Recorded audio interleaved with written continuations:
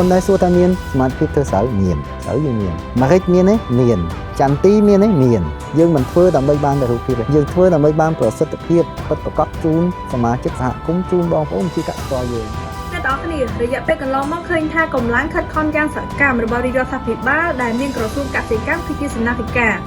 តែងតែព្យាយាមជួយដោះស្រាយរាល់បញ្ហារបស់កសិករខ្មែរយើងមិនថាជាបញ្ហារកទីផ្សារលក់ផលិតផលបញ្ហាថ្លៃដំណាំបញ្ហាស្រូវ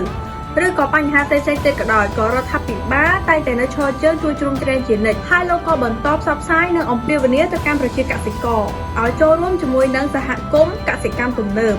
ដើម្បីឲ្យរាជរដ្ឋាភិបាលបានជួយទៅកាន់ពួកគាត់ឲ្យបានទាន់ពេលវេលាគឺរដ្ឋាភិបាលបានជួយប្រជាកសិករចាប់តាំងពីពេលដែលពួកគាត់ចាប់ផ្ដើមដាំដុះដំបូងដោយបានជួយពិភាក្សាផ្ដល់ជាគ្រាប់ពូជនិងបានផ្ដល់ឲ្យទាំងថ្លៃជីក្រៅពីនេះក្រសួងក៏បានសហការជាមួយនឹងក្រសួងពាណិជ្ជកម្មក្រសួងហិរញ្ញវត្ថុ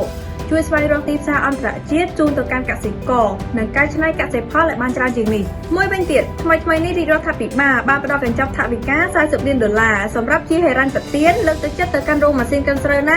ដែលមិនមានលទ្ធភាពគ្រប់គ្រាន់ទិញស្រូវពីប្រជាកសិករហើយយើងជាប្រជាជនក៏ជាកម្លាំងជួយលើកកម្ពស់ឲ្យកសិករខ្មែរកាន់តែរីកចម្រើនផងដែរតាមរយៈការទិញស្រូវអង្ករក្នុងតម្លៃសមរម្យយើងទាំងអស់គ្នាតែងតែជឿជាក់និងគាំទ្រទៅដល់ការងាររបស់រាជរដ្ឋាភិបាលហើយការគាំទ្រនេះនឹងនាំឲ្យយើងមានកម្លាំងបន្តអភិវឌ្ឍវិស័យកសិកម្មឲ្យកាន់តែរឹងមាំនៅក្នុងពេលអនាគតដូចនេះខ្ញុំចង់ថ្លែងអំណរគុណយ៉ាងជ្រាលជ្រៅទៅកាន់រដ្ឋាភិបាលក្រសួងកសិកម្មសប្បុរសជននិងប្រជាពលរដ្ឋទាំងអស់គ្នា